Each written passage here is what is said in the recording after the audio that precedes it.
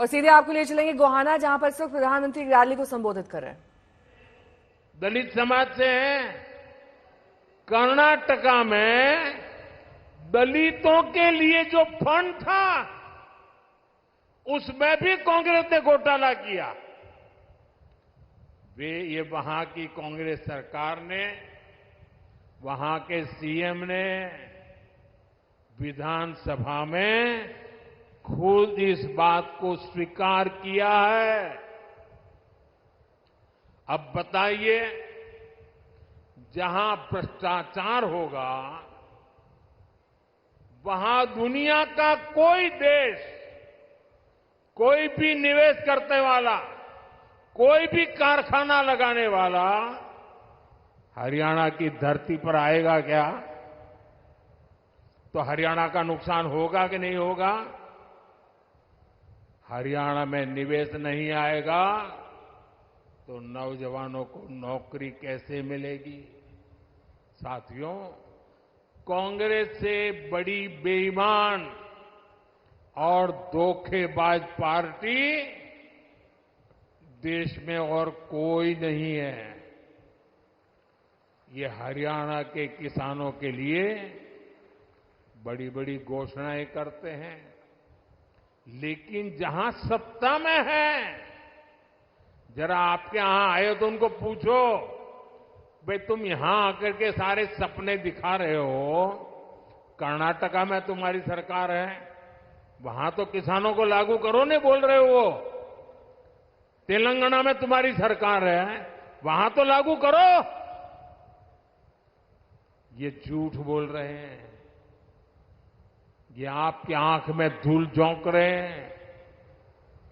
साथियों, हरियाणा की भाजपा सरकार ने किसानों से 24 फसलें एमएसपी पर खरीदने का फैसला लिया, लेकिन जब यहां कांग्रेस की सरकार थी तो एमएसपी पर फसलें खरीदने से सबसे ज्यादा नफरत करती थी। यही कांग्रेस की सच्चाई है जो हरियाणा के किसान को पूरी तरह कांग्रेस को पहचान लेना जरूरी है। साथियों, भाजपा सरकार निरंतर किसान हक में बड़े फैसले ले रही है। अपनी तीसरी पारी के पहले 100 दिनों में ही हमारी सरकार ने किसानों के लिए अनेक बड़े फैसले लिए हैं। कुछ दिन पहले ही केंद्र सरकार ने बासमती के निर्यात को लेकर बड़ा फैसला लिया। अभी तक बासमती के एक्सपोर्ट के लिए न्यूनतम मूल्य तय था, उस सीमा से नीचे निर्यात संभव नहीं था। इससे भारत के बजाय दूसरे देशों से लोग इंपोर्ट करते थे। अब हमने किसानों की भलाई के लिए ये सीमा भी हटा दी है और इससे ज्यादा बासमती एक्सपोर्ट हो पाएगा। इसका सीधा फायदा धान किसानों को होगा, उन्हें और ज्यादा पैसा मिलेगा। साथियों, हमने भारत के तिलहन किसानों के लिए भी बड़ा फैसला लिया है। विदेश से आयात होने वाले तेल पर हमने टैक्स बढ़ा दिया है। कोशिश यही है कि भारत के किसानों के तिलहन की ज्यादा से ज्यादा खरीद हो और तिलहन की खेती करने वाले किसानों को ज्यादा से ज्यादा उसका लाभ हो। तिलहन किसानों को भी इसका लाभ होगा। अब जैसे सूरजमुखी के आयात पर पहले टैक्स नहीं था, अब 20% टैक्स लगाया गया है। इससे हरियाणा के सूरजमुखी की पैदावार से जुड़े हमारे जो किसान भाई बहन हैं उनको बेहतर दाम मिलेंगे। भाजपा ये सब इसलिए कर रही है ताकि हमारे किसान ज्यादा से ज्यादा तिलहन उगाएं और पैसे कमाएं। और भाजपा कांग्रेस की तरह कोरी घोषणाएं नहीं कर रही है, बल्कि जमीन पर बारीक से बारीक काम कर रही है। तभी हरियाणा के किसानों को भाजपा पर भरोसा होता है। साथियों, हरियाणा के किसान हो या युवा, उनका भविष्य भाजपा सरकार में ही सुरक्षित है। बीते 10 साल में हरियाणा में भाजपा की सरकार है। हमारी सरकार पर, हमारे मुख्यमंत्री पर भ्रष्टाचार के कोई आरोप नहीं लगे। यहां भाजपा सरकार ने सरकारी नौकरियों में खर्ची और पर्ची को बंद किया। 8 अक्टूबर के बाद भाजपा की नई सरकार एक बार फिर नौजवानों के लिए हजारों नए अवसर बनाएगी। यहां युवाओं को बहुत बड़ी संख्या में नए रोजगार मिलेंगे। साथियों, सोनीपत, पानीपत की ये पूरी बेल्ट अवसरों से भरी है। यहां पर हो रहे विकास कार्य इस पूरे क्षेत्र को आधुनिक पहचान दे रहे हैं। भाजपा सरकार ने सोनीपत तक मेट्रो के विस्तार को स्वीकृति दी है। आज जिस तरह इस क्षेत्र में भाजपा ने नए हाईवे बनवाए हैं, उस मामले में तो एक क्षेत्र सबसे कनेक्टेड इलाकों में से एक बन रहा है। साथियों, हरियाणा भारत की मेडल फैक्ट्री भी है। हाल में ओलंपिक्स और पैरालंपिक्स में भारत के शानदार प्रदर्शन में हरियाणा के खिलाड़ियों की बड़ी भूमिका रही है। अब भारत में हम 2036 में, 2036 में ओलंपिक कराने के लिए प्रयास कर रहे हैं। इसका फायदा हरियाणा के नौजवानों को होगा। यहां स्पोर्ट्स का नया इंफ्रास्ट्रक्चर बनेगा। गांव-गांव में नए खिलाड़ियों को अवसर मिलेगा। आप देखिए, देश की तीसरी स्पोर्ट्स यूनिवर्सिटी यहां भाजपा ने ही सोनीपत में बनवाई है। अब हरियाणा भाजपा ने घोषणा की है, हर जिले में अलग अलग ओलंपिक खेलों की नर्सरी बनाएंगे। हरियाणा की बेटियां, हरियाणा के बेटे दुनिया भर में जाकर मेडल लाए, उसमें भाजपा हर तरह से उनकी मदद कर रही है। साथियों, आपके पास तो हमारे साथी मोहनलाल बड़ोली जी के रूप में हरियाणा भाजपा का अध्यक्ष है। अरविंद शर्मा जी जैसे अनुभवी जनप्रतिनिधि है, जिनको इतने साल तक केंद्र में रहने का अनुभव है। इनके रहते यहां के विकास की गति और तेज होना तय है। साथियों, सोनीपत की ये धरती उन वीर जवानों की भी धरती है जिन्होंने हिमालय की ऊंची चोटियों पर दिन रात मातृभूमि की रक्षा की है। हरियाणा की वीर माताओं की हजारों संतानें आज बॉर्डर पर है।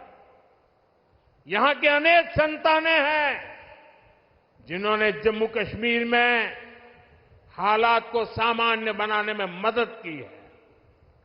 वहां आतंक और अलगाव के जख्म हरियाणा के वीर बेटों ने अपने शरीर पर खाए हैं। अब मत भूलिए, कांग्रेस की कुनीति से निकले पत्थर हरियाणा की संतानों पर फेंके जाते थे। आज जब जम्मू कश्मीर में शांतिपूर्ण मतदान होता है तो सबसे अधिक खुशी हरियाणा की वीर माताओं को होती है। लेकिन कांग्रेस और इसके साथियों को जम्मू कश्मीर में शांति पसंद नहीं है। कांग्रेस जम्मू कश्मीर में फिर से धारा 370, आर्टिकल 370 वापस लाना चाहती है। कांग्रेस जम्मू कश्मीर में आतंक और अलगाव को फिर से हवा देना चाहती है। तुष्टीकरण के लिए कांग्रेस देश के दुश्मनों के एजेंडा को भारत में लागू करना चाहती है।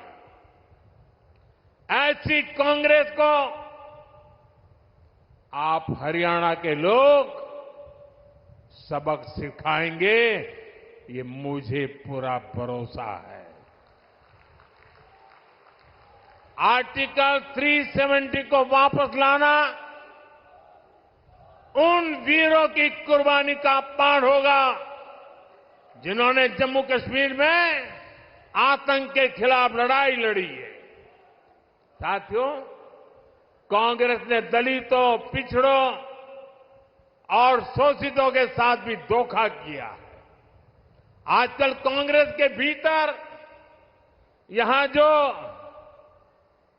सिर फुटोवल हो रही है, ये पुराने पाकों का ही परिणाम है। याद कीजिए, 2014 से पहले जब यहां कांग्रेस का राज था, जब हुड्डा जी यहां सीएम हुआ करते थे, तब ऐसा कोई साल नहीं था जब दलितों के साथ अन्याय नहीं होता था। अनेक दलितों को जान से हाथ धोना पड़ा।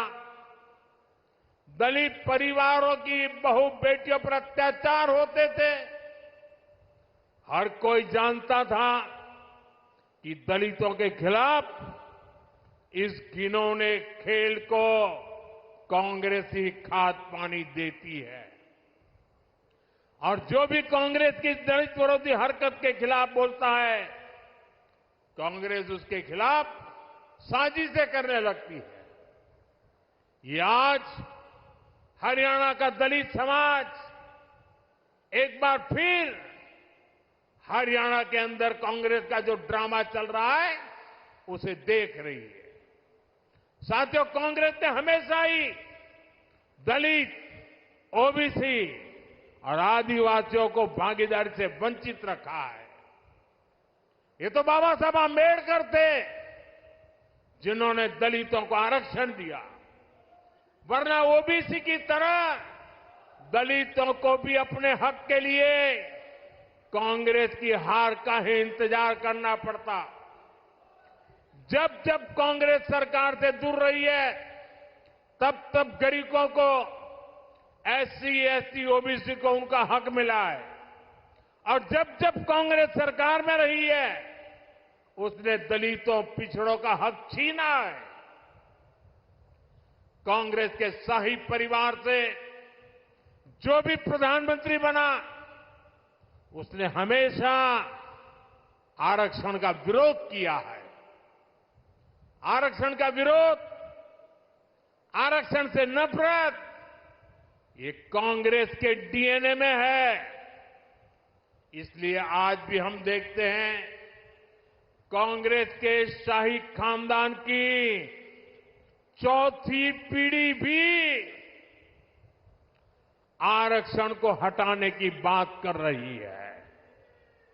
आपको कांग्रेस की आरक्षण विरोधी चालों से सावधान रहना है। साथियों, बीजेपी ने दलित, ओबीसी और आदिवासियों को सही मायने में भागीदारी दी है। वंचित और पिछड़े समाज के हर व्यक्ति को भाजपा ने हमेशा आगे बढ़ाया। यहां हरियाणा में देखिए, हमारे नायब सिंह सैनी जी को भाजपा ने सीएम बनाया। इतने कम समय में ही इन्होंने पूरे हरियाणा के लोगों के दिल में जगह बनाई है। आज यहां लोग कहते हैं कि यो नायब सैनी एक किसान मजदूर का बेटा से, इसके किवाड़ लोगा ताई 24 घंटे खुले रवे से। भाइयों और बहनों, कांग्रेस की सरकारों की एक और पहचान है, कांग्रेस सरकार अस्थिरता के लिए भी जानी जाती है। बीते कुछ सालों में ही जहां जहां इनकी सरकारें बनी, वहां यही दिखने को मिला है। कांग्रेस शासित हर राज्य में उनके मुख्यमंत्री और मंत्री झगड़ों में उलझे हुए हैं। उनको जनता की तकलीफ, उनके दुख दर्द से कोई लेना देना नहीं है। कर्नाटक में उनके सीएम और डिप्टी सीएम आपसी लड़ाई में बिजी हैं। तेलंगाना, हिमाचल प्रदेश, वहां भी यही कहानी है। राजस्थान और छत्तीसगढ़ में भी जब उनकी सरकारें थी, पूरा 5 साल नंबर 1, नंबर 2 एक दूसरे की टांग खींचने में लगे रहे। इसलिए हरियाणा को भी बहुत सावधान रहना है। गलती से भी मेरे शब्द लिख कर रखना भाइयों, हरियाणा का मुझ पे हक है, इसलिए मैं अपनी बात आपके सामने बड़े विश्वास से कह रहा हूं। याद रखना, गलती से भी कांग्रेस आ गई तो अपने झगड़ों में ही हरियाणा को बर्बाद करके छोड़ेंगे। यहां पर कांग्रेस में जिस तरह झगड़े बढ़ रहे हैं, पूरा हरियाणा देख रहा है। कांग्रेस को वोट देना यानी हरियाणा की स्थिरता और विकास को दांव पर लगाना है, बर्बादी के दरवाजे खोलना है। यह स्थिरता हरियाणा में हर काम ठप कर देगी। यहां निवेश और नौकरी दोनों पर असर होगा। इसलिए आपको सिर्फ और सिर्फ कमल के निशान पर बटन दबाना है। साथियों, इस भूमि ने भगत फूल सिंह जैसे महापुरुष देश को दिए हैं, जिन्होंने तब बेटियों की शिक्षा को अपना मिशन बनाया जब बेटियों को पढ़ाना असंभव था। ये मेरा सौभाग्य है कि 2015 में पानीपत से ही मुझे बेटी बचाओ बेटी पढ़ाओ अभियान का शुभारंभ करने का अवसर मिला। कांग्रेस ने 60 साल देश पर राज किया, लेकिन उसे कभी देश की बेटियों की चिंता नहीं हुई।